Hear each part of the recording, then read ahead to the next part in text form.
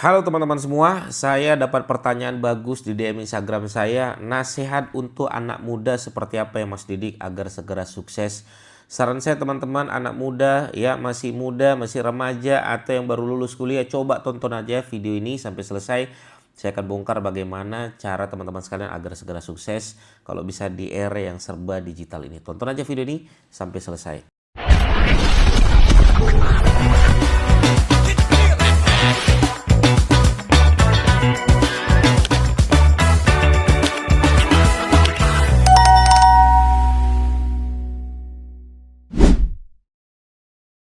Oke ya, untuk anak muda ya, ini siapapun itu teman-teman yang belum memulai ya, belum mendapat penghasilan dari era digital yang serba cepat ini, saran saya tonton nih video ini ya.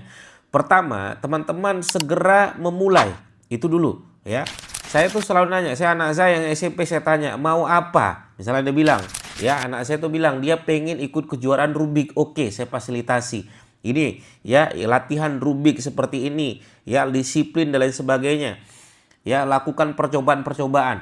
Saya tanya lagi anak saya, dia kemarin sempat cerita waktu di Mekah, dia bilang, Abi, Fauzan pengen menghasilkan uang. Jadi kalau emang sudah pengen gitu, sudah ada rasa pengen, rasa keinginan, mulai aja teman-teman sekalian.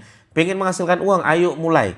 Ya, mulai dari mana? Nah, ini mulai dari mana ya? Belajar teman-teman sekalian. Oke, mulai dari link.id atau teman-teman punya produk digital atau produk apa yang mau dijual dan lain sebagainya.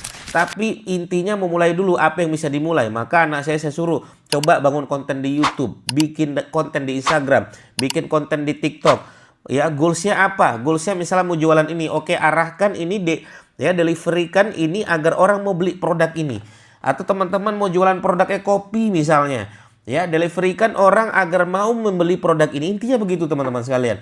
Saya misalnya jualan produk saya apa? Produk jasa pembuatan website. Makanya saya bolak-balik bahas tentang website. Karena goalsnya adalah jasa pembuatan website.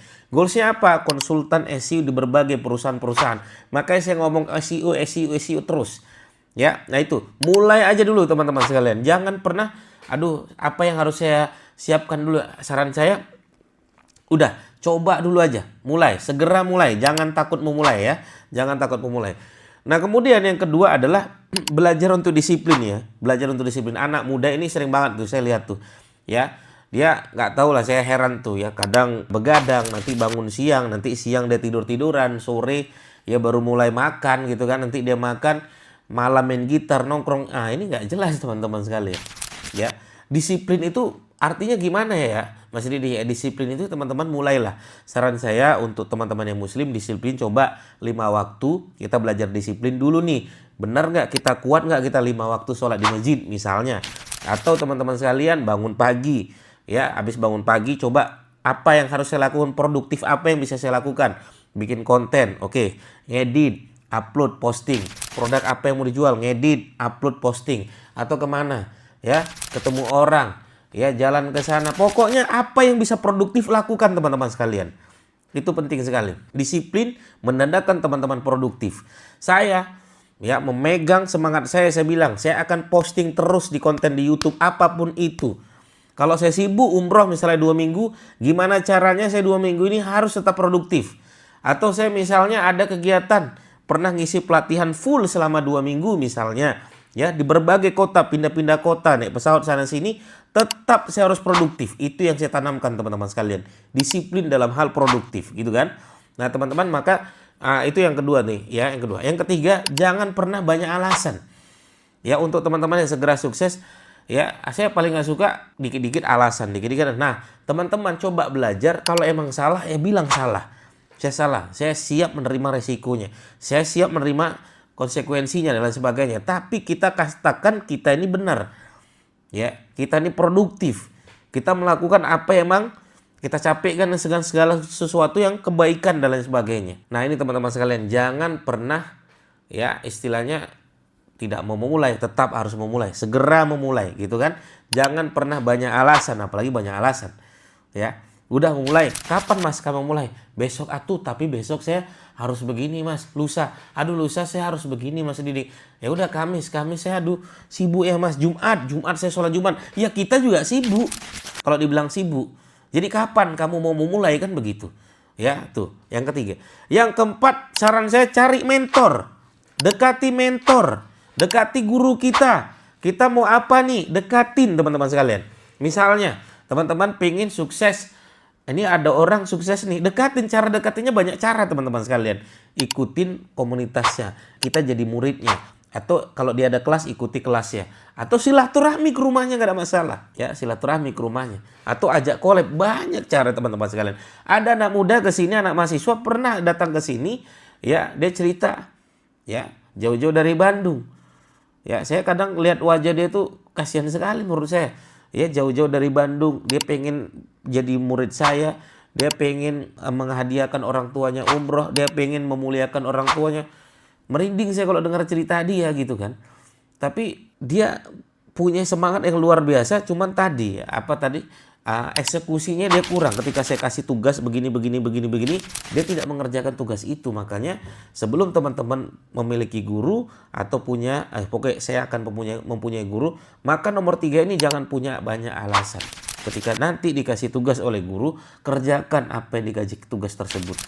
Itu yang keempat. Yang kelima adalah komitmen konsisten nih teman-teman sekalian. Gak semua orang bisa komitmen konsisten. Saya sering banget bilang seperti ini ya. Untuk teman-teman anak muda saat ini, untuk bisa mengalahkan orang lain daripada kita yang lainnya adalah salah satu yang pertama yang mudah sekali kita kalahkan orang adalah komitmen konsisten.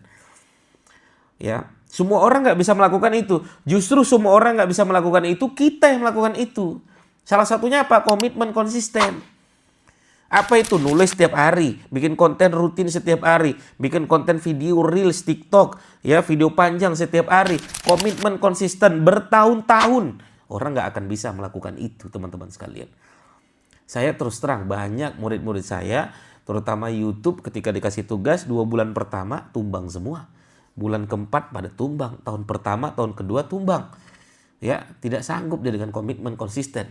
Saya bersyukur banget teman-teman sekalian masih bisa merasakan komitmen konsisten sejak tahun 2020 sampai sekarang 5 tahun teman-teman. Bikin konten rutin setiap hari, saya paksa diri saya paksa tubuh saya paksa pikiran saya bahwasanya kalau saya tidak produktif berarti saya menyesali nanti di akhir. Maka produktif konten rutin itu penting bagi teman-teman yang mau mulai. Maka tanamkan dari diri kita bahwasanya saya akan berani komitmen konsisten. Tidak ada alasan. Karena mimpi saya masih besar. Saya pengen membahagiakan orang tua saya, istri saya, anak-anak saya, keluarga saya. Banyak teman-teman sekalian. Gak bisa kita menjadi orang yang santai. Begitu kan? Itu yang kelima tadi ya. Berani, komitmen, konsisten.